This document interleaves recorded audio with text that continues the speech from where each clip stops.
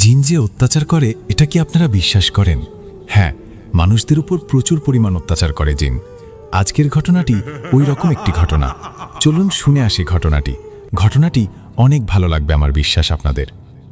বিবাহিত একটা মেয়েকে জিনে ধরছে। সেই জিনটাকে ছাড়াতে এসে বিপদে পড়ছে একজন কবিরাজ।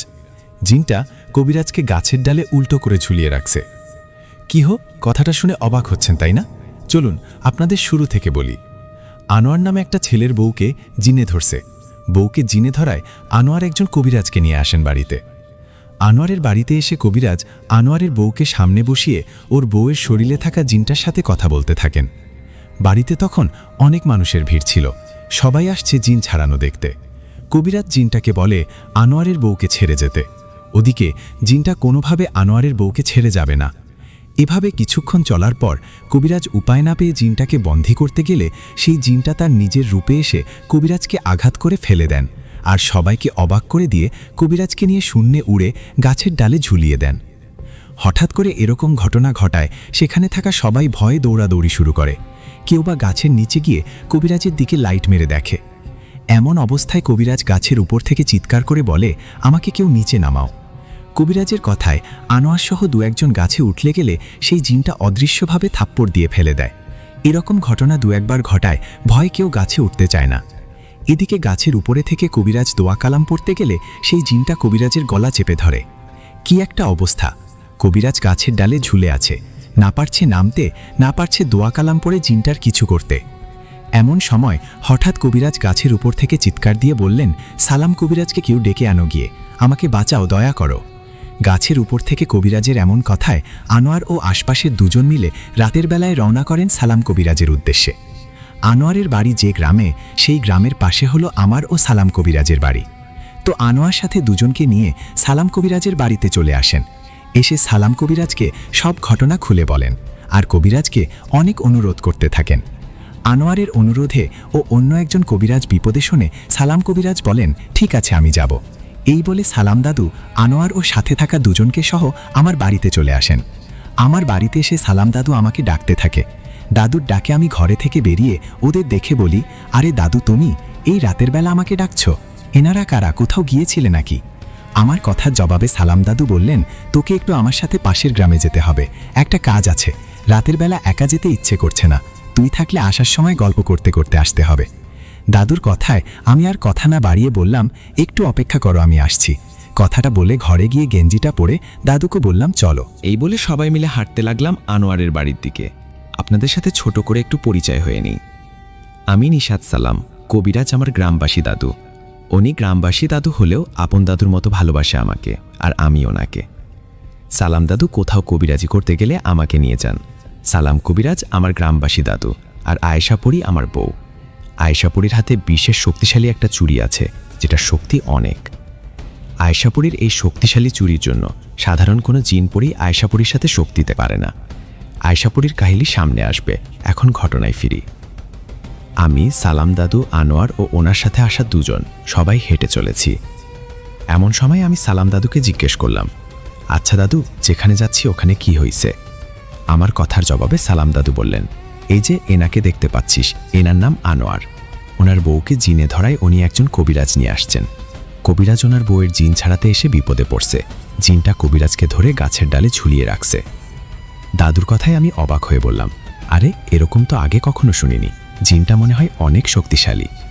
তখন সালাম দাদু বললেন, সেটা তো জানি না, ওরকমই মনে হচ্ছে, দেখি ওনাদের বাড়িতে আগে যাই। এই বলে কথা বলতে বলতে এক সময় পৌঁছে গেলাম আনোয়ারের বাড়িতে। আমরা সেখানে যাওয়ায় সবাই এসে আমাদের ঘিরে ধরলেন।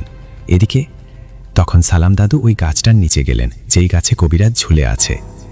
সেখানে যাওয়ায় কবিরাজ গাছের উপর থেকে চিৎকার করে বলতে লাগলেন, আমাকে বাঁচাও। তখন সালাম দাদু আনোয়ারকে বললেন, আমাকে এক গ্লাস পানি এনে দেন।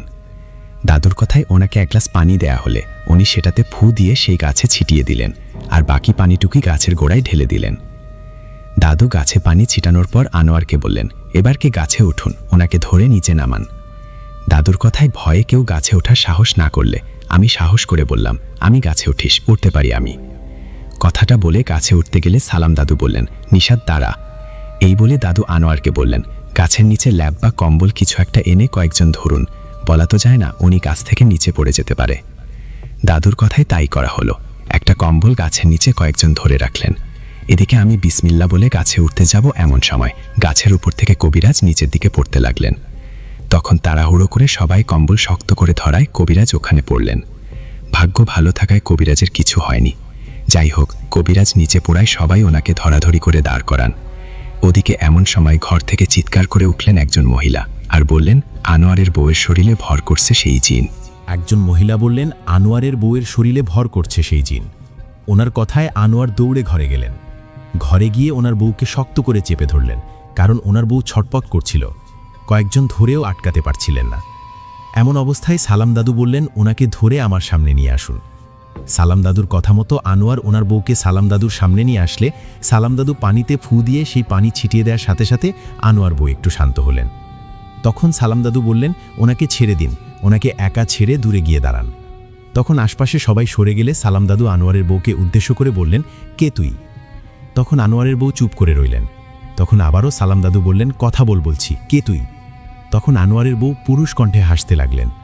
হাসতে হাসতে বললেন, কবিরাজ, তুই কি একটু আগে আর একটা কবিরাজের অবস্থা কি করছি সেটা দেখলি না? তুই কি চাস তোর অবস্থা ও ওরার মতো করেই?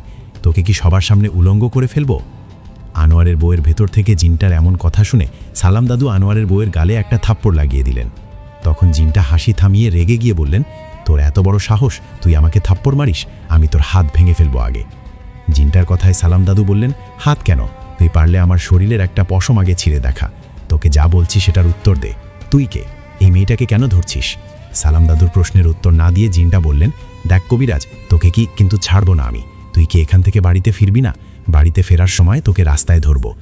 তখন সালাম দাদু বললেন, না রে, তুই তো দুষ্টু জিন, তোকে ভালো কথা বলে লাভ হবে না, বুঝতে পারছি। এই বলে দাদুর কাছে থাকা জমজমের পানি আনোয়ারের বউয়ের শরীরে ছিটিয়ে দেওয়ার সাথে সাথে সেই জিনটা বললেন, এসব বন্ধ কর। কবিরাজ, বাড়াবাড়ি করছিস কিন্তু, তোকেও কিন্তু আগের কবিরাজের মতো গাছে উল্টো করে ঝুলাবো। তখন সালাম দাদু বললেন, আমাকে কি করবি সেটা পরে দেখা যাবে, আগে এটা বল, মেয়েটাকে ধরলি কেন? সালাম দাদুর কথায় সেই জিনটা এবার বললেন, ওকে ছোটবেলা থেকে পছন্দ করি আমি ওকে কোথাও বিয়ে হতে দিতাম না। একদিন হঠাৎ একটা জিনের সাথে আমার যুদ্ধ হয়। সেই যুদ্ধে আমি ওই জিনটাকে মেরে ফেললে আমাদের জিন সর্দার আমাকে 5 বছরের কারাদণ্ড দেন। আমাকে 5 বছরের কারাদণ্ড দেয়ায় আমি কারাগারে যাই, আর এদিকে এর বিয়ে হয় আনোয়ারের সাথে। 5 বছর পর আমি ফিরে আসছি, এখন ওকে আমি নিয়েই যাব। তুই কবিরাজ এখান থেকে চলে যা, নইলে তোকে সবার সামনে মারব। তুই কি এখান থেকে একটু পর বাড়িতে যাবি না? তোকে রাস্তায় মেরে ফেলব। জিনটার কথায় সালাম দাদু বললেন, সেই সুযোগ তুই পেলে তো, তোকে তো এখনই বন্দী করব। এই বলে সালাম দাদু ওই জিনটার আর কোনো কথা না শুনে জিনটাকে একটা বোতলের ভিতরে বন্দী করলেন। জিনটাকে বন্দী করে আনোয়ারকে বোতলটা দিয়ে বললেন, জিনটাকে বন্দী করছি, এই বোতলটা কাল কোনো নদীতে ফেলে দিতে। কথাটা বলে সবার কাছে বিদায় নিয়ে বাড়ির দিকে হাঁটতে থাকি আমিও সালাম দাদু বাড়ির দিকে যাচ্ছি। এমন সময় হঠাৎ আশপাশে ঘন অন্ধকার নেমে আসলো। আশপাশের গাছগুলো এমনভাবে দুলতে লাগলো, মনে হয় এখনই ভেঙে পড়বে মাটিতে। এমন অবস্থা দেখে আমিও সালাম দাদু থেমে গেলাম। তখন আশপাশে থেকে কেমন ভয়ঙ্কর আওয়াজ আসতে লাগলেন। এরকম হওয়ায় আমি সালাম দাদুর গা ঘেঁষে দাঁড়ালাম। তখন সালাম দাদু বললেন, নিশাদ, ভয় পাস নে, এটা মনে হয় ওই জিনটার কোনো আত্মীয় হবে। জিনটাকে বন্দী করায় ওর কোনো আত্মীয় বা বন্ধু জিন আমাদের ভয় দেখাতে আসছে। সালাম দাদুর কথা শেষ হতে না হতে আমাদের সামনে এসে দাঁড়ালো সাদা রঙের বিশাল একটা বিড়াল। বিড়ালটার সাইজ এত বড় যে গরুর মতো লাগছে। সেই বিড়ালটা আমাদের সামনে দাঁড়িয়ে কেমন আওয়াজ করতে লাগলেন আর আমাদের দিকে এগিয়ে আসতে লাগলেন। এদিকে তখন সালাম দাদু তার কাছে থাকা জমজমের পানি বের করার সাথে সাথে বিড়ালটা মিশে গেলেন, আর আমার বউ আয়শা পরি আমাদের সামনে এসে হাসতে লাগলেন। আয়শাপুরীর হাসি দেখে বুঝলাম বিড়াল রূপে আয়শাপুরী ছিল ও মজা করে আমাদের ভয় দেখাতে আসছে। আয়শার হাসি দেখে আমি লম্বা নিঃশ্বাস ফেলে বললাম, আয়শা, তুমি জানো কতটা ভয় পেয়েছিলাম? ভেবেছিলাম কোনো জিন পড়ি কিনা। আমার কথায় আয়শা মুস্কি হেসে বলল, আমি আয়শা পড়ি থাকতে আমার স্বামীকে কে ভয় দেখাতে বা ক্ষতি করতে আসবে? এই বলে আয়শা দাদুর দিকে তাকিয়ে বললেন, কি দাদু, দিয়েছিলাম না ভয় পেয়ে? আয়শার কথায় সালাম দাদু হেসে দিয়ে বললেন, কবিরাজের আবার কিসের ভয়? আমি তো অন্য জিন ভেবে তোমাকে বন্দী করতে চাইছিলাম। বন্দী করতে যাওয়ার আগে দেখলাম এ তো আমার নাতি বউ আয়শা পড়ি। দাদুর কথায় আমরা বাড়ির দিকে আবারও হাঁটতে লাগলাম। তখন আয়শা বলল, তখন বাড়ির এসে নিশাদকে ডেকে নিয়ে আসছিলেন। ভাবলাম আপনাদের কিছু হলো কিনা, তাই খোঁজ নিতে আসলাম। খোঁজ নিতে এসে দেখি জিনটাকে বন্দী করছেন। আয়শা কথায় সালাম দাদু বললেন, জিনটার ব্যবহার খুবই খারাপ। ও ভালোভাবে আনোয়ারের বউকে ছেড়ে যেতে চাইলে একটা সুযোগ দিতাম, কিন্তু ও কোনোভাবে ছাড়তে চাইল না, উল্টো আমাকে বানানভাবে হুমকি দিতে লাগলেন। ওর ব্যবহারে ওকে বন্দী করতে বাধ্য হয়েছি। সালাম দাদুর কথায় আমি আর আয়শাপুরী দুজনে দাদুর সাথে গল্প করতে করতে বাড়ির কাছে চলে বসলাম। বাড়ির কাছে এসে দাদু বলল, যা নিশাত, বাড়িতে যা, আমিও তাহলে বাড়িতে যাই। দাদু, রাতে খেয়ে যাও। আমার কথায় দাদু বললেন, না রে, রাতে আমি তেমন খাই না, ভালো থাকিস, ভালো থেকো নাতি বউ। কথাটা বলে সালাম দাদু চলে গেলে আমিও আয়শাপুরী আমাদের বাড়িতে গেলাম। আমিও আয়শা পড়ি আমাদের বাড়িতে আসলাম। বাড়িতে এসে হাত মুখ ধুয়ে ঘরে এসে দেখলাম আমাদের ছেলে ইয়ামিন ঘুমিয়ে আছে। ইয়ামিনকে ঘুমাতে দেখে আয়শাকে বললাম, ইয়ামিনকে খাওয়াইছো? তখন আয়শা মাথা নাড়িয়ে বলল, হ্যাঁ, তুমি বসো, তোমার খাবার দিচ্ছি। আয়শার কথায় আমি বসে অপেক্ষা করলে ও আমাকে খাবার এনে নিজে খাওয়াই দিলেন। আমিও আয়শাকে খাওয়াই দিলাম। খাওয়া শেষে ঘুমিয়ে গেলাম দুজনে। এই ঘটনার ঠিক 3 দিন পর সালাম দাদুর বাড়ি থেকে খবর আসে। দাদুর খবর পেয়ে ওনার বাড়িতে গিয়ে দেখি দাদু শুয়ে আছে। দাদুকে শুয়ে থাকতে দেখে আমি বললাম, আরে দাদু, কি হয়েছে তোমার? তুমি আমাকে খবর পাঠালে, অসুস্থ নাকি তুমি? আমার কথায় দাদু মাথা নাড়িয়ে বললেন, হ্যাঁ, একটা অবাক করা ঘটনা ঘটছে। 3 দিন আগে আনোয়ারের বউয়ের থেকে যে জিনটাকে বন্দী করছি, ওরকম দেখতে হুবহু একটা জিন এসে আমাকে হঠাৎ আঘাত করছে। আমি তখন বাথরুম থেকে ফিরছিলাম। আমার অজু ছিল না, শরীর বন্ধ করাও ছিল না। জিনটা আমাকে আঘাত করার পর আমি ওর দিকে ঘুরে তাকালে ওর চেহারা দেখি। তখন জিনটা আমাকে বলেন, বেঁচে গেলি, তবে আমি আবার আসবো তোর জীবন কেড়ে নিতে। সালাম দাদুর কথায় আমিও অবাক হয়ে বললাম, কি হো বলো, তুমি না জিনটাকে বন্দী করলা? বন্দী হবার পরও কিভাবে ও ফিরে আসলো? তখন সালাম দাদু বলল, তা তো জানি না রে, আমার মনে হয় আমাকে যে জিনটা আঘাত করছে ও ওই জিনটার যমজ ভাই। যমজ ভাই না হলে ও 3 দিনের মধ্যে ছাড়া পেল কিভাবে? দাদুর কথায় আমি চিন্তা করে বলি, হ্যাঁ, এটা ঠিক বলছো, যমজ ভাই হতে পারে। আচ্ছা, তুমি আমাকে খবর দিছো কি এটা জানানোর জন্য? তখন দাদু বললেন, না, জিনটা আমাকে আঘাত করায় কোমরে অনেক ব্যথা পাইছি, তুই বাজারে গিয়ে ডাক্তারকে বলে ঔষধ নিয়ে আয় আমার জন্য। সালাম দাদুর কথায় আমি আর কথা না বাড়িয়ে চলে গেলাম বাজারে। বাজারে গিয়ে ঔষধ ও কিছু খাবার নিয়ে আবারও সালাম দাদুর বাড়িতে এসে বললাম, দাদু, এই যে নাও তোমার জন্য খাবার ও ঔষধ, তুমি এগুলা নিয়ম করে খাও। আমি সন্ধ্যার দিকে তোমার কাছে আবার আসব, এসে দেখে যাব। এখন আমার দোকানে যেতে হবে, কেমন? আমার কথায় সালাম দাদু বললেন, ঠিক আছে। দাদুর কথায় আমি সেখান থেকে চলে আসলাম বাড়িতে। বাড়িতে এসে দোকানের চাবি নিয়ে চলে গেলাম বাজারে আমাদের দোকানে। দোকানে গিয়ে সারাদিন দোকান শেষে সন্ধ্যার দিকে কিছু খাবার নিয়ে চলে গেলাম সালাম দাদুর বাড়িতে। সালাম দাদুর বাড়িতে গিয়ে বললাম, দাদু, ওষুধ কি খাইছো নিয়ম মতো? তখন দাদু মাথা নাড়িয়ে বললেন, হ্যাঁ, খাইছি। দাদুর কথায় ওনাকে আরও কিছু খাবার দিয়ে বললাম, এগুলা রাতে খেও। তখন দাদু ও আমার কথায় হঠাৎ ঘরটা কেঁপে উঠল। ঘরটা কেঁপে ওঠায় আমি দাদুর দিকে তাকালে দাদু হাতটা সামনে বাড়িয়ে দিয়ে বললেন, আমাকে টেনে তোলো। দাদুর কথায় ওনার হাত ধরে টেনে তুললাম। তখন দাদু কষ্ট করে দাঁড়িয়ে বললেন, কে কে বাহিরে? তখন হঠাৎ ঘরের বাহিরে থেকে ভয়ঙ্কর আওয়াজ আসতে লাগলেন। এমন অবস্থায় দাদু বললেন, আমার মনে হয় আমাকে আঘাত করা জিনটা আবারও আসছে। দাদুর কথায় আমি আর দেরি করলাম না, আয়শা পরীকে স্মরণ করলাম, কারণ সালাম দাদু অসুস্থ, এমন অবস্থায় দাদুর কিছু ঘটতে পারে। আমি আয়শাকে ডাকায় মুহূর্তে আয়শা সেখানে আসলেন। আয়শা এসে দাদুকে দেখে বললেন, দাদু, আপনার কিছু হয়েছে নাকি? আয়শার কথায় দাদু কিছু বলার আগে আমি সব ঘটনা খুলে বললাম। সব শুনে আয়শা আমাকে ও সালাম দাদুকে নিয়ে ঘরের বাহিরে বের হলেন। আমরা ঘরের বাহিরে বের হওয়ার একটু পরেই আমাদের সামনে এসে দাঁড়ালেন সেই জিনটা। জিনটাকে দেখে সালাম দাদু বললেন, কে তুই? তুই তখন আচমকা আমাকে আঘাত করছিলি, তোকে দেখে তো ওই জিনটার কথা মতো লাগে, আনোয়ারের বউকে যে জিনটা ধরছে, যাকে বন্দী করছি আমি, তুই যে ওর যমজ ভাই নাকি? সালাম দাদুর কথায় সেই জিনটা ভয়ানক এক হাসি দিয়ে বললেন, আমি ওর ভাই না, আমি সেই যাকে তুই 3 দিন আগে বন্দী করছিলি। জিনটার কথায় সালাম দাদু অবাক হয়ে বলেন, মানে তুই কিভাবে মুক্ত হলি?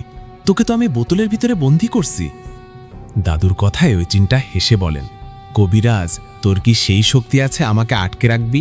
তুই আমাকে বন্দী করার পর আনোয়ার আমাকে নদীতে ফেলে দেয়, কিন্তু ভাগ্য ভালো আমি 2 দিনের মাথায় একজন জেলের জালে ধরা পড়ি। তখন সেই জেলে বোতলের মুখ খুলে ফেললে আমি মুক্ত হয়ে যাই। আমি তো মুক্ত হয়েছি, এখন তুই কোথায় যাবি? তোকে তো এখনই মেরে ফেলবো। জিনটার এমন কথায় আয়শাপরী জিনদের দিকে তাকিয়ে বললেন, তুই কি চোখে দেখিস না এখানে কে দাঁড়িয়ে আছে? আয়েশা পরী দাঁড়িয়ে আছে তোর সামনে। তুই আমার সামনে সালাম দাদুকে মেরে ফেলার কথা বলিস কোন সাহসে? আয়েশা পরীর কথায় ওই জিনটা বললেন, তুই আয়েশা পরী হয়েছিস তাতে কি, আমি তোকে ভয় পাই না। আমি তোকে ভয় পাই না কথাটা বলতে দেরি, গালের মধ্যে ঠাস করে থাপ্পড় মারতে দেরি নেই। জিনটার কথায় আয়েশাপুরী একটা থাপ্পড় লাগিয়ে দিলেন জিনটাকে। জিনটাকে থাপ্পড় দিয়ে আয়েশা বললেন, চলে যা এখান থেকে, বাঁচতে চাইলে চলে যা। আয়েশাপুরীর কথায় সেই জিন বলেন, হ্যাঁ যাব, যাবার আগে কবিরাজের জীবন নিয়ে যাব। তখন আয়েশা হেসে বললেন, আরে বেঁচে থাকলে তো দাদুর ক্ষতি করবি, তাই না? কথাটা বলে আয়েশা জিনটাকে আঘাত করে ফেলে দিলেন। আয়েশার আঘাতে জিনটা উঠে দাঁড়িয়ে রেগে বললেন, আয়েশা পড়ি, তুই আমাকে আঘাত করলি, আমি তোকে ছাড়ব না। কথাটা বলে সেই জিনটা হঠাৎ করে আমাকে একটা আঘাত করলেন। জিনটার আঘাতে আমি পড়ে গেলে আয়েশা দূর তো আমাকে ধরে উঠিয়ে বললেন, নিশাদ তুমি ঠিক আছো? আয়েশার কথায় আমি কিছু বললাম না। তখন আয়েশা ওই জিনটাকে ধরে ওর একটা হাত টান দিয়ে ছিঁড়ে ফেললেন। ওর হাত ছিঁড়ে ওকে আঘাত করতে করতে মেরে ফেললেন আয়েশাপুরী। ওকে মেরে ফেলার পর আয়েশা আমার কাছে এসে বললেন, তুমি কি বেশি ব্যথা পাইছো? তখন আমি মাথা নাড়িয়ে বললাম, না তেমনটা না। তখন আয়েশা বললেন, চল এখন বাড়িতে যাই। আয়েশার কথায় দাদুকে বললাম, দাদু তাহলে থাকো, আমি তাহলে আসি, কালকে এসে দেখে যাব তোমাকে। আমার কথায় সালাম দাদু রাজি হলে আমরা চলে গেলাম বাড়িতে। বাড়িতে এসে হাত মুখ ধুয়ে খাবার খেয়ে ঘরে আসলাম। ঘরে এসে শুয়ে আয়েশাকে বললাম, জিনটাকে মেরে ফেললা, জিনটার কি সাহস দেখছো, তোমার সামনে তোমাকে হুমকি দেয়। আমার কথায় আয়েশা বললেন, ওরা পিশাচ প্রকৃতির জিন, ওরা সামনে পিছন না ভেবে আক্রমণ করতে আসে, তুমি এসব নিয়ে ভেবো না, ঘুমাও। আয়েশাপুরীর কথায় ওর সাথে কিছুক্ষণ গল্প করে ঘুমিয়ে গেলাম। আমি ঘুমানোর পর পরের দিন সকালে সালাম দাদুর খোঁজ নিয়ে জানতে পারলাম সালাম দাদুর শরীর আগের থেকে ভালো। দাদুর কাছে খোঁজ নিয়ে চলে গেলাম বাজারে আমাদের দোকানে। এই ঘটনার একদিন দুদিন করে কেটে গেল 7টা দিন। 7 দিন পর এক রাতে আমি বাজার থেকে দোকান শেষে বাড়ির দিকে ফিরছিলাম। আমি বাড়ির দিকে ফেরার সময় হঠাৎ আমার সামনে একটা পরী চলে আসে। সেই পরীটাকে আমি চিনি না, আগে কখনো দেখিনি। উনি আমার সামনে এসে বললেন, ভাই আপনি ভয় পাবেন না, আপনি কি আয়েশাপুরীর স্বামী? সেই পরীটার কথায় আমি একটু অবাক হয়ে বললাম, হ্যাঁ আমি আয়েশাপুরীর স্বামী, আপনি কে? তখন সেই পরীটা বললেন, আমার নাম হুমায়রা, আমাকে আপনি চিনবেন না, আমি একটা বিপদে পড়ে আপনার স্ত্রী আয়েশাপুরীর কাছে আসছি। আমি এখনও আপনার স্ত্রী আয়েশাপুরীর সাথে কথা বলিনি, ভাবলাম আপনাকে দিয়ে বলালে আয়েশাপুরী আমাকে সাহায্য করবে। পরীটার কথায় আমি আয়েশাপুরীকে স্মরণ করলাম। আমার স্মরণে আয়েশাপুরী ওখানে আসায় আমি বললাম, আয়েশা দেখো তো উনি কি বলে, ওনার নাকি তোমার সাহায্যের প্রয়োজন। তখন আয়েশাপুরী বললেন, আপনি কে? আয়েশার কথার জবাবে ওই পরীটা কান্না করতে করতে বললেন, আমার নাম হুমায়রা, আমি অনেক বিপদে পড়ে আপনার কাছে আসছি। আমার বাবা আপনার বিষয়ে জানেন, বাবাই আপনার কাছে পাঠিয়েছে আমাকে। আসলে আমাদের গোত্রের একটা শক্তিশালী জিন আমার বোনকে ধরে নিয়ে গেছে, ও আমার বোনকে বিয়ে করতে চায়। আমার বোনকে ও ধরে নিয়ে যাওয়ায় আমার বাবা ও আমি ওর কাছে যাই, কিন্তু ওর কাছ থেকে আমার বোনকে নিয়ে আসতে পারি না। ওই জিনটা খুব শক্তিশালী, আমরা অনেক জিনের সাহায্য চাইছি কিন্তু পারিনি। আপনি যদি আমাদের উপকার করতেন খুব ভালো হতো, দয়া করে আমাকে সাহায্য করুন আয়েশাপুরী। কথাটা বলে সেই পরীটা কান্না করতে লাগলেন। সেই পরীর কান্না দেখে আমারও আয়েশাপুরীর মন গলে গেল। তখন আমি আয়েশাকে বললাম, যদি সাহায্য করতে পারো তো করো। তখন আয়েশা একটু চুপ থেকে বলল, আচ্ছা তুমি বাড়িতে যাও, আমি দেখি ওকে সাহায্য করতে পারি কিনা। একাই কি যেতে পারবা? আয়েশাপুরীর কথায় আমি বললাম, হ্যাঁ আমি যেতে পারবো, তুমি যাও। আমার কথায় আয়েশাপুরী চলে গেলে আমিও চলে গেলাম বাড়িতে। আমি বাড়িতে যাবার পর হাত মুখ ধুয়ে শুয়ে আয়েশাপুরী ফেরার অপেক্ষা করতে লাগলাম। ওদিকে আয়েশাপুরী সেই পরীর সাথে তার রাজ্যে তার প্রসাদে চলে গেলেন। সেই প্রসাদে চলে যাবার পর পরীটা আয়েশাকে নিয়ে একটা ঘরে গেলেন। ঘরে গিয়ে আয়েশা বললেন, আমাকে এখানে নিয়ে আসছেন, এখন বলুন আপনার বোন কোথায়, ও কার কাছে আছে, আমি দেখি ওকে ছাড়িয়ে নিয়ে আসতে পারি কিনা। আমার স্বামী বাড়িতে নিশ্চয়ই আমার জন্য অপেক্ষা করছে। আয়েশাপুরীর কথায় সেই হুমায়রা পরী একটা হাসি দিয়ে বললেন, তোর স্বামী অপেক্ষা করছে তাতে কি, তুই তো আর তোর স্বামীর কাছে ফিরতে পারবি না। ওই পরীর হঠাৎ এরকম কথায় আয়েশা বললেন, মানে আপনি এসব কি বলছেন, কে আপনি? তখন হুমায়রা পরী ভয়ানক এক হাসি দিয়ে বললেন, তুই আমাকে চিনবি না আয়েশাপুরী, আমি হলাম সেই জিনের স্ত্রী যাকে তুই সালাম কবিরাজের বাড়িতে মেরে ফেলছিস, যে জিনটা আনোয়ারের বউকে ধরছিল। আমার স্বামীর সাথে শত্রুতা ছিল সালাম কবিরাজের। তুই কে মাঝখানে এসে আমার স্বামীকে হত্যা করলি? তুই আমার স্বামীকে হত্যা করার পর আমিও আমার শ্বশুর শাশুড়ি তোর উপর অনেক রেগে যাই। আমরা সরাসরি তোর সাথে তো যুদ্ধ করতে পারবো না, তাই বুদ্ধির খেলা খেললাম। তোকে আমার বোন বিপদে পড়ে আছে এই মিথ্যা বলে আমাদের প্রসাদে এই ঘরে নিয়ে আসলাম। আয়শা পড়ি, তুই কি ভাবছিস এই ঘরটা সাধারণ কোনো ঘর? না, এটা সাধারণ কোনো ঘর না। এই ঘরটা কালো জাদুর মাধ্যমে মায়াজালে আবদ্ধ করা। তুই এই ঘরে ঢুকতে পারবি, বের হতে পারবি না। তোর কোনো শক্তি এই ঘরে কাজ করবে না। কথাটা বলে হুমায়রা পরী হাসতে লাগলেন। তখন হুমায়রা পরীর শ্বশুর শাশুড়ি এসে বললেন, আয়শা পরী, তুই আমাদের ছেলেকে হত্যা করছিস, এখন কোথায় যাবি? এখন তোকে আমরা কষ্ট দিয়ে মারব। এই বলে তিনজনই আয়শা পরীর ওপর আক্রমণ করে আর আয়শা পরীকে আঘাত করতে থাকে। ওদিকে ঘরটা মায়াজালে আবদ্ধ থাকায় আয়শা পরীর কোনো শক্তি কাজ করছিল না ওখানে। আয়শার কোনো শক্তি কাজ না করায় ওরা আয়শা পরীকে আঘাত করতে করতে আহত করে ফেলে রাখে সেই ঘরে। এরপর বলে, কি ভাবছিস তোকে একবারে মারব, না তোকে কষ্ট দিয়ে মারব? কথাটা বলে আয়শাকে সেই ঘরে বন্দি রাখে। এদিকে আমি না খেয়ে আয়শার জন্য অপেক্ষা করছিলাম। এভাবে অনেকটা সময় চলে যায়, কিন্তু আয়শা ফিরে আসে না। আয়শা না আসায় আমার একটু চিন্তা হতে থাকে। এমন সময় হঠাৎ আমার কাছে একজন জিন আসে। সেই জিনটা এসে বললেন, আপনি আয়শা পরীর স্বামী তাই না? আপনাকে একটা খবর দিতে আসলাম। আমিও হুমায়রা পরী একই রাজ্যের। আমি যতদূর জানি হুমায়রা পরী খারাপ, ও আয়শা পরীর ক্ষতি করবে। আপনি পারেন তো কিছু করেন? এই বলে চলে যায় সেই জিন। জিনটা চলে যাবার আমি বাড়িতে আর এক মুহূর্ত দেরি না করে সেই রাতের বেলা চলে যাই সালাম দাদুর বাড়িতে। সালাম দাদুর বাড়িতে গিয়ে দাদুকে সব ঘটনা খুলে বলায় সালাম দাদু তার ওস্তাদ জিন বড় বাবা জিনকে ডাকলেন। সালাম দাদুর ডাকে বড় বাবা জিন আসলে সালাম দাদু আয়শার বিষয় সব খুলে বললেন। সব শুনে বড় বাবা জিন চলে গেলেন। আবার কিছুক্ষণ পর ফিরে এসে বললেন, আয়শা পরীর অবস্থা ভালো না, ওকে আহত করে আটকে রাখছে একটা ঘরে। সেই ঘরে আমি ঢুকতে পারছি না, কারণ ওটা মায়াজালে আবদ্ধ করা। বড় বাবা জিনের কথায় আমি চিন্তায় শেষ। তখন সালাম দাদু বড় বাবা জিনকে বললেন, ফাতেমা পরীকে খবর দিন, ফাতেমা পরীকে ডাক দিয়ে নিয়ে আসুন। এদিকে ততক্ষণে আমি আয়শা পরী যে ঘরে আটকে আছে সেই ঘরের মায়াজাল কাটানোর ব্যবস্থা করছি। সালাম দাদুর কথায় বড় বাবা জিন ফাতেমা পরীর কাছে গেলেন।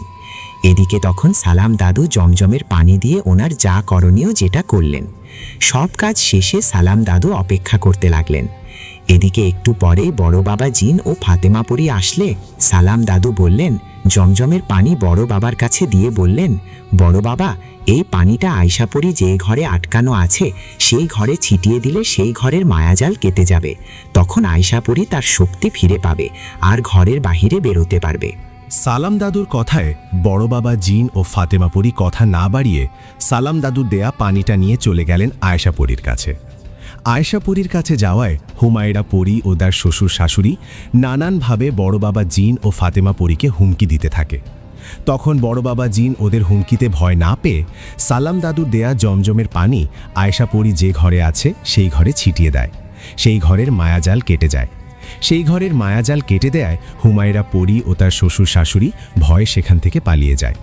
এদিকে তখন বড় বাবা জিন ও ফাতেমা পরী দুজনে আয়শা পরীকে নিয়ে চলে আসে সালাম দাদুর বাড়িতে। আয়শাকে নিয়ে সালাম দাদুর বাড়িতে আসার পর বড় বাবা জিন আয়শাকে বলেন, আয়শা, তুমি অসুস্থ, এখন ঝামেলায় যেও না, আগে সুস্থ হও, তারপর যা করার করিও।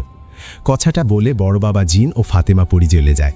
ওরা চলে যাওয়ার পর আমি আয়শাকে নিয়ে বাড়িতে চলে আসি। বাড়িতে এসে আয়শাকে নিজ হাতে খাবার খাওয়াই দেই। আর আয়শাকে বলি, আয়শা, তোমার শরীর কি বেশি খারাপ?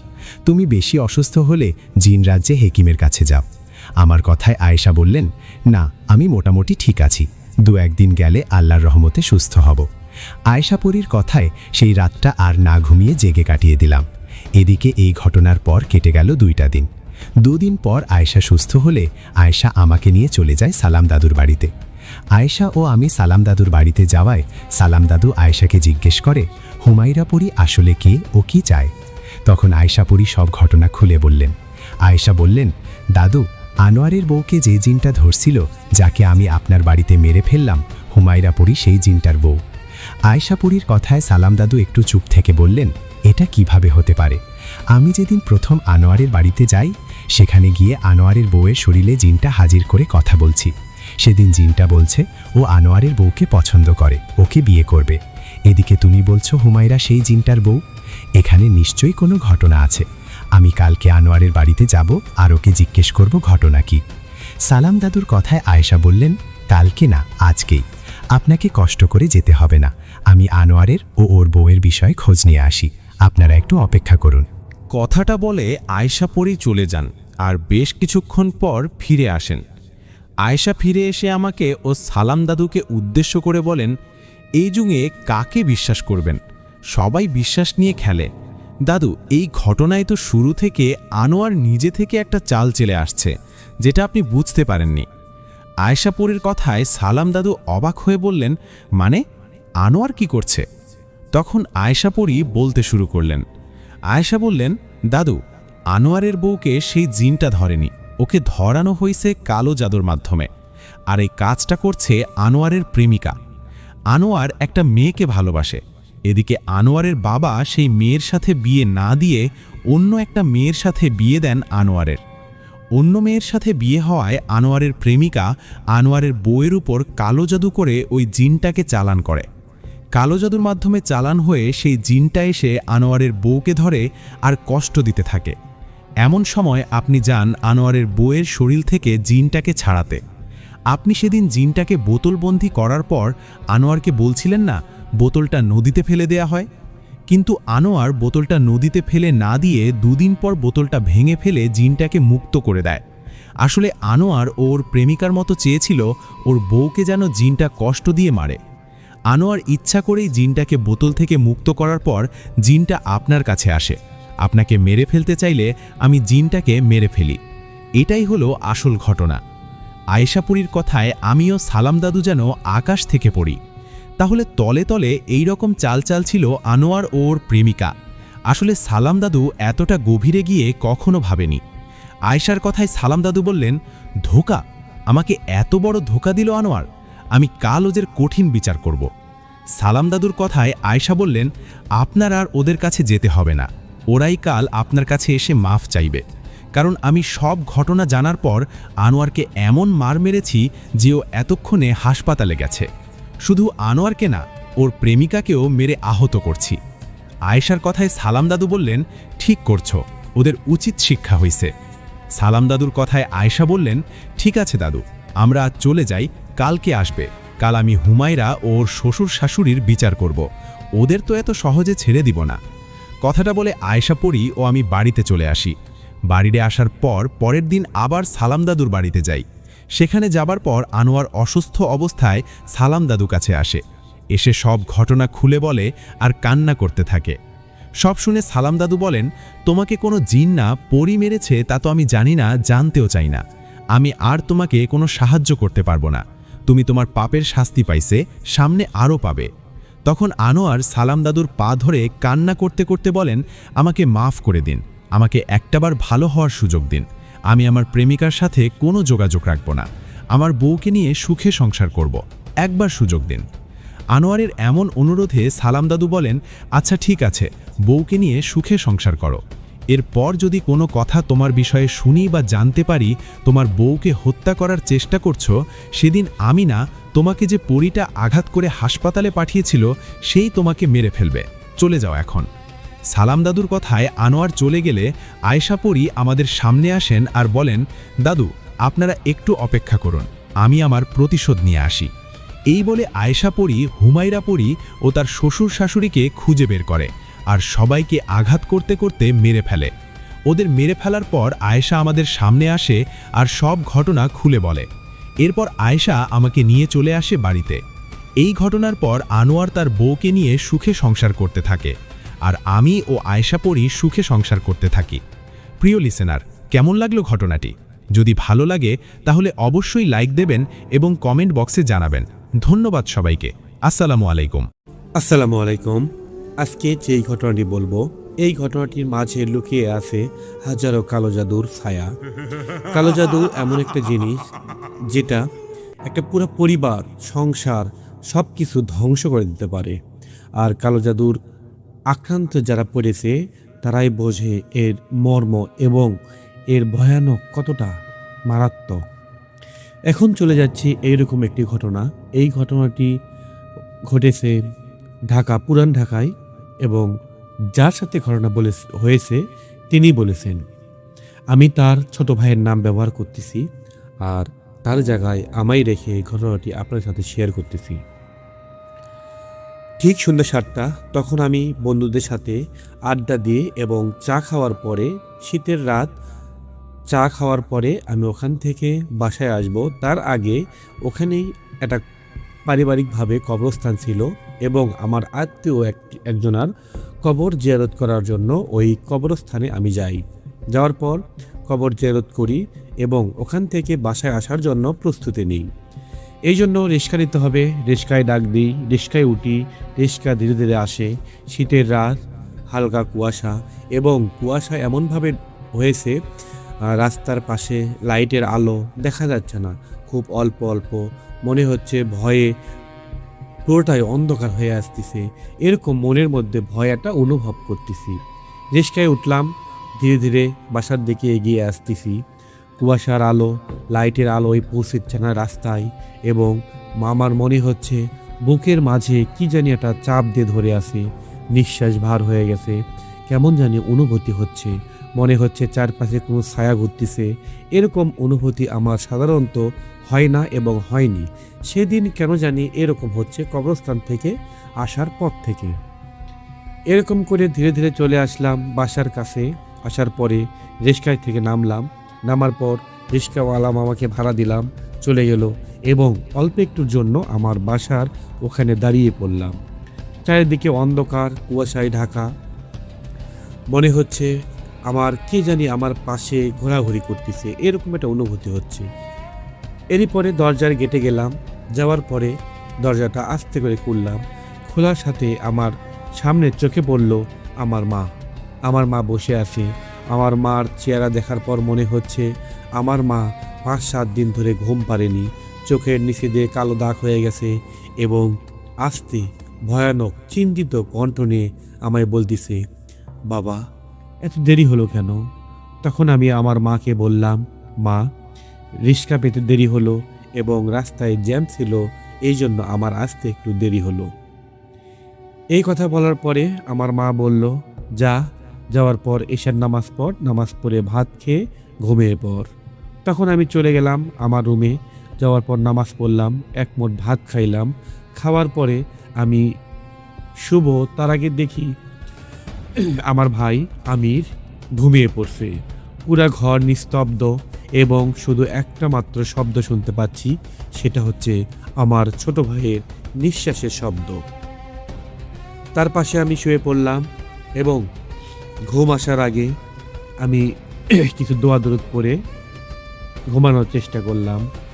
এই দিক হচ্ছি ওই দিক হচ্ছি, কিন্তু আমার চোখে কোনো ঘুম নেই।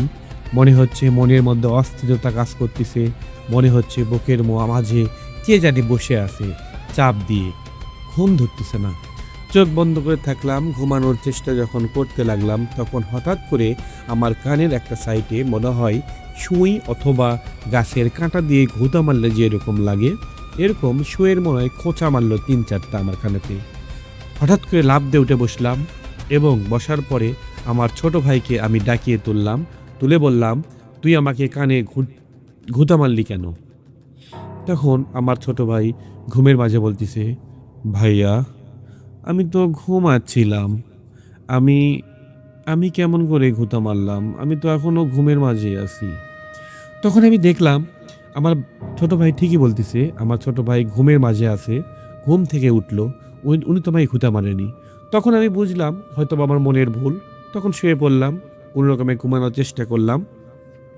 রাতটা কষ্ট করে পার হওয়ার পরে পরের দিন উঠলাম, ওঠার পরে খাওয়া দাওয়া করলাম।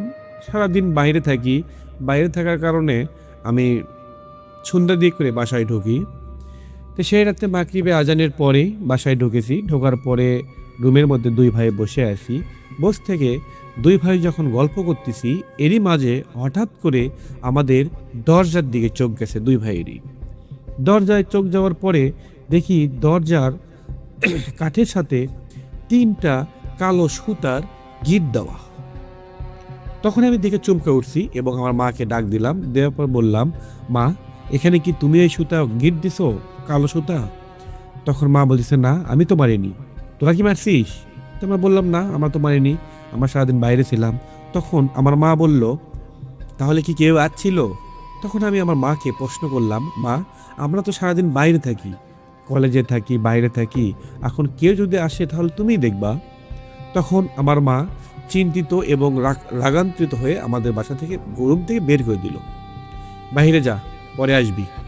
তখন আমরা 2 ভাই বাইরে গেলাম এবং মা ওই সুতাগুলো খুলে আমাদেরকে বললো, এখন ঘরে যা এবং শোন, শোয়ার আগে তোরা আয়াতুল কুরসি এবং সূরা বাকারা পড়বি, পড়ার পর আর না হলে মোবাইলে জোরে সাউন্ড দিয়ে শুয়ে ঘুম পারবি। মার কথা শুনলাম, আসলাম, শুইলাম, সূরা বাকারা মোবাইলে জোরে কোরআন তেলাওয়াত শুরু করে দিলাম। দেওয়ার পর আমরা ঘুমানোর প্রস্তুতি নিলাম। ঘুম আসার পরে পরের দিন সারাদিন কেটে গেল। বিকেলে মাগরিব আজানের আগে আমি ছাদের উপর গেছি এবং আরেকটা কথা বলে রাখি, আমাদের বাসার যত সব ময়লা আবর্জনা না লাগা জিনিসগুলো, যেগুলো জিনিস কাজের না, সবগুলো জিনিস আমাদের ছাদের চিরাগোটা একটা ঘর আছে, ওই ঘরে সব কিছু রাখা হতো এবং ছোট থেকেই মা আমাদের ছাদে যাইতে দিত না। আর পুরান ঢাকা আপনারা ঠিক জানেন, এই বিল্ডিং থেকে ওই বিল্ডিংয়ে যাওয়া যায় ছাদ থেকে, খুব লাগালেগি, আর পুরাতন সব বাড়ি। তখন বিকেলে আমি ঘুরতে উঠতে ছাদের উপরে যাই। ওঠার পরে যখন ছাদের উপর দরজায় আমি খোলার পরে ছাদের যাওয়ার পরে কেমন একটা অনুভূতি হতে শুরু করলো, মনে হচ্ছে আমার চারধার দিকে কোনো ছায়া ঘোরাঘুরি করতেছে। হ্যাঁ, এরকম ছায়ার মতো দেখে আমার মনের মধ্যে হালকা একটা ভয় সৃষ্টি হলো। ভাবলাম মনে একটা ভুল, যেহেতু কাল থেকে এরকম হচ্ছে, তাহলে আমি বাসায় চলে যাই। তখন আমি রুমের নিচে আসার সময় দরজা খুলে যখন আস্তে আস্তে যখন আমি নিচে আসি, তখন হালকা শীতের দিন, শীতের বাতাস, হাত পা মনে হয় ঠান্ডায় বরফ হয়ে গেছে। তখন আমার সিঁড়ি থেকে নামার পথে মনে হলো কে জানি আমার পা শক্ত করে ধরে ফেললো, পা উঠতেছে না। এরকম করতে পা যখন একটা ঝাড়ি মারি, তখন কে জানি মনে হয় ধাক্কা মেরে আমার ফেলে দিল। তখন ইটের দেওয়ালের সাথে আমার মাথাটা ধাক্কা লাগার সাথে মাথাটা ফেটে মনে হয় একটু রক্ত উঠবে, এরকম অবস্থা। তখন আমি ওখান থেকে ধাম করে পড়ে গেলাম মেঝেতে।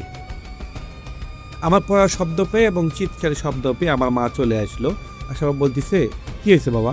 তখন বললাম, মা এই বৃত্তান্ত। আমি যখন ছাদ থেকে নামি, তখন ওই সিঁড়িতে মনে হয় কে জানি আমার পাটা চেপে ধরছে। তখন আমি অনেক কষ্ট করে চেষ্টা করে যখন নামার চেষ্টা করি, তখন আমি মনে হলো আমায় কেউ ধাক্কা মারার পরে আমার মাথাটা কপালে লেগে আমি এখানে পড়ে গেছি, হাঁটতে পারতেছি না, পায়ে একটু আঘাত লাগছে। তখন আমার মা আমাকে ধরে আলোক করে তুললো এবং মাথায় হাত দিয়ে দেখে আমার মাথা দিয়ে রক্ত পড়তেছে। ওখান থেকে নিয়ে যেয়ে মাথাটা হালকা ব্যান্ডেজ করে দেয়, দিয়ে ঘরের রুমে শুয়ে রাখে এবং অল্প একটু পর আমার মা এবং আমাদের রুমে আসার পর বলতেছে, তোরা 2 ভাই একটু আমার রুমে আয়, কথা আছে তোদের সাথে। কিন্তু এই কথা বলার আগে ঠিক 5 মিনিট আগে যখন আমির মার ঘরে যায় হাঁটতে, তখন দেখে মা সিন্দুক খুলে মেঝেতে বসে হাতে কালো একটা কাপড় এবং কিছু লাল লাল কাগজ নিয়ে বসে আছে। তখন আমির যখন ওই মার যে বলতেছে মা এরকম করে বলছে, তখন তার মা এমনভাবে চমকে উঠল, মনে হয় কোনো জগতে মা ছিল। তখন হঠাৎ করে তাড়াহুড়া করে কাপড়টা ঢেকে রাখে, কালো কাপড়টা। বলে, তো এরমে কেন আসছিস তুই? তাই বলে আমিরকে বকা দেয়। আমির চলে আসে। আমির এই কথাটা আমায় পরে বলে। তারপরে মা যখন আমাদের ডাকে রুমে, তখন রুমে গেলাম। 2 ভাইকে বসতে দিল, বসে বলতেছে, শোন, তোদেরকে আজকে আমি একটা কথা বলবো, আর কতদিন লুকিয়ে রাখবো। কথাটা হচ্ছে, তোর বাবা যখন ব্যবসা বাণিজ্য করতো, তখন খুব ভালো ব্যবসা হইতো এবং আমাদের পরিবারের কোনো সদস্য আমাদের প্রচুর হিংসা করত। এই হিংসার ফলে আমাদের ওপর কালো জাদু করার পর থেকে তোর বাবার প্রতিটা ব্যবসায় ধস নেমে শুরু হইল এবং ধ্বংস হতে শুরু করলো। আস্তে আস্তে আমাদের সংসারটা এলোমেলো হয়ে গেল। যাওয়ার পরে আমরা একটি কবিরাজের কাছে গেছিলাম, কুমিল্লা একটা কবিরাজের কাছে গেছিলাম। যাওয়ার পর ওই কবিরাজটা বলে আপনাদের ক্ষতি করার জন্য কালো জাদু করেছে, আর এই ক্ষতিটা যিনি করেছেন তিনি হচ্ছে আপনাদের আত্মীয় স্বজনের মধ্যেই। এর থেকে কেটে ওঠার জন্য আপনাদের চিলেকাটা মানে ছাদের উপর যে ঘরটা আছে ওই ময়লা আবর্জনার মধ্যে 4টা গিট মেরে কিছু জিনিস রাখা আছে, ওগুলো উদ্ধার করে নষ্ট করতে হবে, না হলে এই কালো জাদুটা কাটবে না। তখন ওরা সবাই চিন্তিত হয়ে গেল। ওখান থেকে চলে আসে তার বাবা এবং তার মা এবং বলে যখন তোরা ছোট ছিলি তখন ছোট থেকে তোদের দুইজনার খুব অসুস্থ ছিলি, গায়ে জ্বর আসে, মাথা ব্যথা করে, এরকম প্রবলেম তোদের বেশি হয়েছে এবং এই প্রবলেমটা হয়েছে ওই কালো জাদুর ফলে। তখন তার মা এক সময় ওই ছাদের উপর ওই রুমে যায়, ওই কবিরাজ কাছ থেকে আসার পরে রুমে যাওয়ার পরে অনেক খোঁজাখুঁজি করার পরে 3টা তাবিজ পায় এবং একটা পুতুল পায়।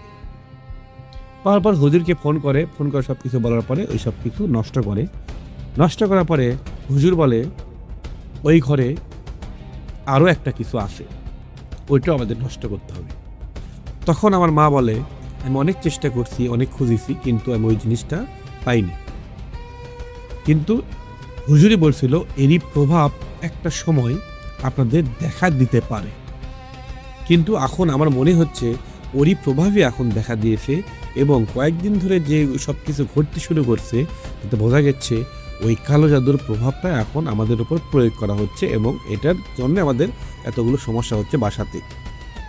এই কথা শোনার পর বলতেছি তোরা দোয়া দরুদ পড়বি, পড়ে শুইবি, আর কখনো ওপরে আমাকে না বলে তোরা ছাদের উপর যাবি না। তার মা সাবধান করে দেয়।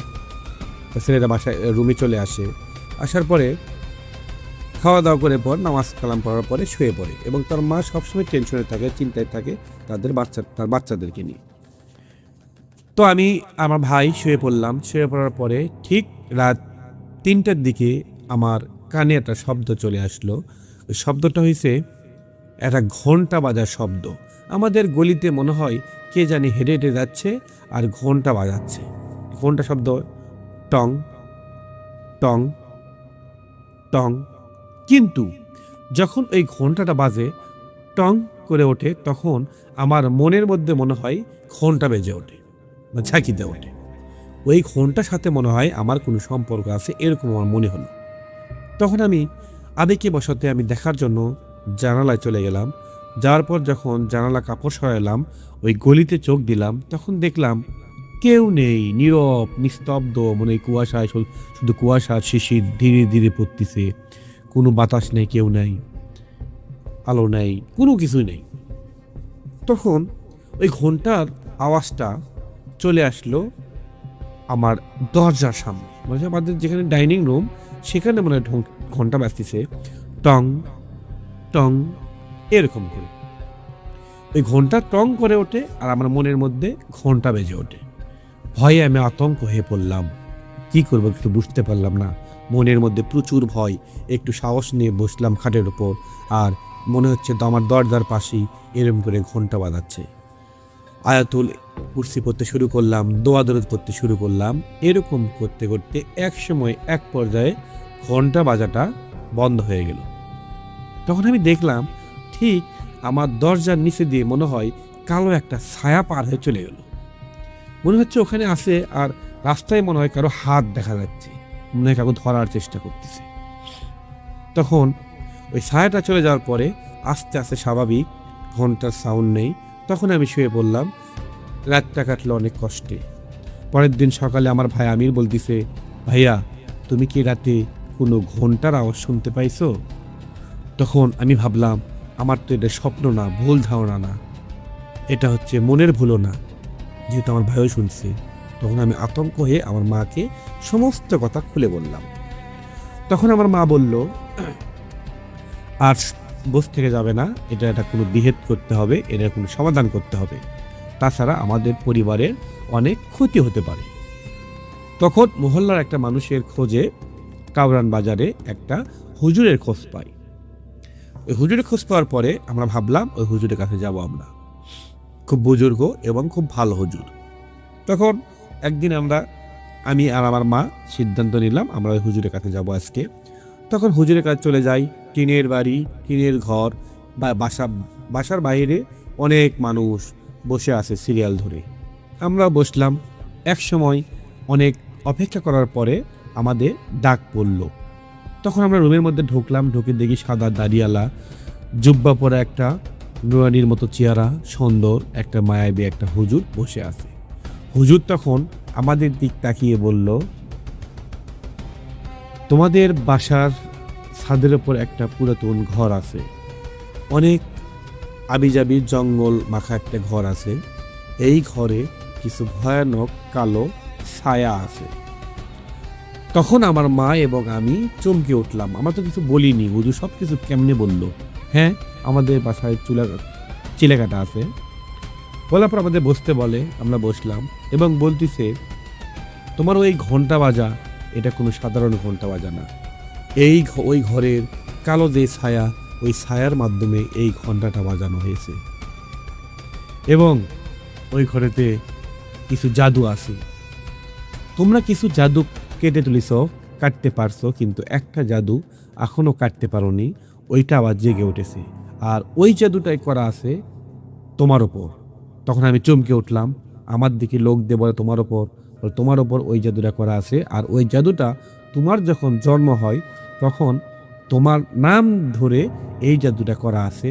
আর তুমি এখন বড় হয়েছো, এখন ওই জাদুটার প্রভাব তোমার ওপর পড়তেছে, কেননা ওই জাদুটা তোমার ওপর, এবং আস্তে আস্তে তোমাকে শেষ করে দিবে, ধ্বংস করে দিবে। চিন্তিত হয়ে পড়লো, হাত পাও কাঁপতে শুরু করলো, পুরোটা শরীর ঘেমে গেল। আমার ওপর জাদু। আপনি ভাবেন, কিন্তু আপনার ওপর এরকম জাদু থাকে যদি কেউ বলে, তাহলে আপনার কেমন লাগবে, এবং আপনার সাথে অলৌকিক কিছু অনুভূতি হচ্ছে, কিছু দেখতে পাচ্ছেন। তখন আমার পুরোটা শরীর ছিংড়ে উঠলো, ভয়ে কাঁপতে শুরু করলাম। তখন বলতেছে, আমার মা বলে, আচ্ছা এর থেকে মুক্তি করা, আমার ছেলেকে বাঁচানোর জন্য কোনো সমাধান নেই? তখন হুজুর 10টা মিনিট চোখ বন্ধ করে বলে, অল্প একটু পর বলতেছে, হ্যাঁ এটার সমাধান একটা আছে। তখন আমার মা বলল, বলেন কি সমস্যার সমাধান? বলতেছে, ঠিক রাত 2টার দিকে ওই রুমে তোমার একা যাইতে হবে। যাওয়ার পরে আমি একটা দোয়া দেব, আর এই দোয়াটা তোমার জোরে জোরে পড়তে হবে। কোনো ভয় করা যাবে না, কোনো ক্ষতি হবে না। তুমি যদি ঠিক মতো এই দোয়াটা ওখানে পড়তে থাকবে, আর কখন ঠিক হয়ে যাবে তখন তুমি সব কিছু বুঝতে পারবা, অনুভূতি তোমাকে বলে দিবে তোমার সব কিছু ঠিকঠাক হয়ে গেছে। এইসব কিছু শোনার পর আমার তো আরও ভয় লেগে গেল, কেননা আমি তো এমনিতে ভয়ে আছি। রাত 2টার দিকে একা যাইতে হবে, ওই ঘরের মধ্যে জাদুকর আছে, জিন আছে, আমি কেমনে যাব? ভয়ে আমি আতঙ্ক হয়ে পড়লাম, এবং হুজুর বলে, তোমার যেতেই হবে, না গেলে এর থেকে তুমি মুক্তি পাবে না, আস্তে আস্তে তোমাকে শেষ করে দেবে। তখন আমরা বললাম, আচ্ছা এটা কে করছে, আমরা কি ধরতে পারবো না? তখন আমার মা বলে, এটা তোর আত্মীয় স্বজনের মধ্যে কেউ করছে, এটা ধরতে যে আরও জেগে দেওয়ার কোনো লাভ নেই, এটা আমাদের সমাধান করতে হবে। তখন আমরা ওখান থেকে চলে আসলাম। আসার পরে ঠিক সন্ধ্যার থেকে আমার মনের ভেতর কাঁপতে শুরু করছে ভয়ে। তখন আমার মা ঠিক আমার কাছে সাহস দেয়, এবং সবাই আমরা জেগে থাকি, ঠিক রাত 3টার অপেক্ষায় থাকি। তখন আমার মা দোয়া দরুদ পরে আমায় ফু দেয়, মাথায় হাত বুলিয়ে দেয় এবং বলে, বাবা ভয় করিস না, সব কিছু ঠিক হবে ইনশাআল্লাহ। কিন্তু আমার মা আমাকে অনেক টেনশনে থাকে, হাতে তসবিহ, সারা রাত ঘুম পায়নি, ইবাদত করছে। আমিও অপেক্ষা করলাম কখন 3টা বাজবে, 2টা বাজবে, কেননা মনের মধ্যে সাহস নিলাম, যা হয় হবে। ঠিক রাত 2টা, টং টং টং করে শব্দ হতে শুরু করলো। দরজাটা খুললাম, মনে সাহস নিলাম, আস্তে আস্তে সিঁড়ি দিয়ে উপরে উঠতে শুরু করলাম। যখন ছাদের উপর পৌঁছে গেলাম, তখন মনে হচ্ছে আমায় কেউ জানি ছায়া আমাকে ধরার চেষ্টা করতেছে। কোনো ভয় করিনি, সাহস নিয়ে ওই কাগজটা নিয়ে আমি চলে গেছি চিলেকোঠা ওই ঘরের দরজার সামনে। আস্তে করে হাত দিয়ে খোলার সাথেই দরজাটা মনে হয় অটোমেটিক খুলে গেল। হাতে টর্চ লাইট জ্বালাইলাম, পুরোটা ঘর অন্ধকার। একটা ছিদ্র দিয়ে মনে হয় অন্য বাসার লাইটের আলো অল্প একটু করে আসতেছে। লাইটটা জ্বলাইলাম, জ্বলানোর পরে আমি লাইটটা জ্বলানোর সাথেই অল্প একটু ধীরে ধীরে যখন এগিয়ে যাই তারই মাঝে হঠাৎ করে লাইটটা অফ হয়ে যায়, মনে হয় সেকেন্ডের জন্য অফ হয়ে গেল, লাইটটা অফ হয়ে আবার অন হয়ে গেছে। কিন্তু ওই সেকেন্ডের মধ্যে আমি অনুভব করলাম মনে হচ্ছে কি একটা ছায়া আর বিশাল বড় হাত আমাকে ধরার জন্য চেষ্টা করতেছে। তারপর যখন লাইট জ্বললো তখন দেখলাম ঘরের মেঝেতে গোল একটা সাদা বৃত্ত করা, গোলের দাগ দেওয়া, এবং ওই দাগের মধ্যে দেখতে পেলাম একটা পুতুল খাড়া হয়ে আছে। ওই পুতুলের মাঝে 3টা লাল সুতো দিয়ে বুকের মাঝে গিট দেওয়া আছে, লাল সুতো দিয়ে। দেখে তো ভয় পেয়ে গেলাম, এবং অল্প একটু মধ্যে দেখলাম চায়ের হাত দিয়ে, আমার চায়ের হাত দিয়ে কালো কালো ছায়া, মানুষের মতো কিন্তু হাত বিশাল লম্বা লম্বা, ওই হাতগুলো আমার গলার সামনে চলে আসলো, গলায় ধরার চেষ্টা করতেছে, আমায় পুরোটা ঘিরিয়ে ধরার চেষ্টা করতেছে। যেই দিকে তাকাই সেই দিকে দেখলে হাত আর হাত, আমার শরীর ভয়ে ঘেমে ঘাম পড়ে যাচ্ছে, কিন্তু ভয় করলাম না, হুজুরের কথা মনে করলাম, এবং ওই যে দোয়াটা দিছে ওই দোয়াটা চোখ বন্ধ করে আমি 1 মিনিট থেকে জোরে জোরে চিৎকার করে পড়তে শুরু করলাম। পড়তে পড়তে এই দিক পড়তেছি, এই দিক মনে হচ্ছে পুরো সমস্ত হাত মনে আমার শরীরে আমাকে ধরার চেষ্টা করতেছে, চাপ দেওয়ার চেষ্টা করতেছে, মনে হচ্ছে আমার বুকে চাপ দিয়ে ধরে নেবে। কি করব কিছুই বুঝতে পারতেছি না। 1 মিনিট থেকে চোখ বন্ধ করে দোয়া পড়তেই আসি। পড়তে পড়তে আমার কানে একটা শব্দ হলো, যেমন সুতো ছিঁড়ে ফেলে দেয় তখন এরকম করে ফটাস শব্দ হলো। আমি আরও জোরে জোরে পড়তে শুরু করলাম। অল্প একটু পর আবার শব্দ হলো, সুতে ছিঁড়ার কটাস করে উঠল। এরকম পড়তে পড়তে তখন আমি অনুভব করলাম মনে হয় হাতের একটু ছোঁয়া একটু কমে যাচ্ছে, শরীরটা একটু পাতলা হচ্ছে, এরকম মনে হচ্ছে। আমি পড়তে আসি, জোরে জোরে চিৎকার করে দোয়া পড়তে আসি। পড়তে পড়তে এক সময় দেখি আরেকটা সুতোটা মনে হয় খটাস করে ছিঁড়ে গেল। পরে সুতো ছিঁড়ার সাথে সাথে আমি যখন অনুভব করলাম, শুনতে পারলাম, এই দিকে কিন্তু আমার চোখ বন্ধ আছে, দৌড়াদৌড়ি পড়তেই আসি। অল্প একটু মনে দেখেছি আমার শরীরে হাতে যে অনুভব করতাম হাত একটা ছায়া, ওগুলো নেই, সব কিছু স্বাভাবিক।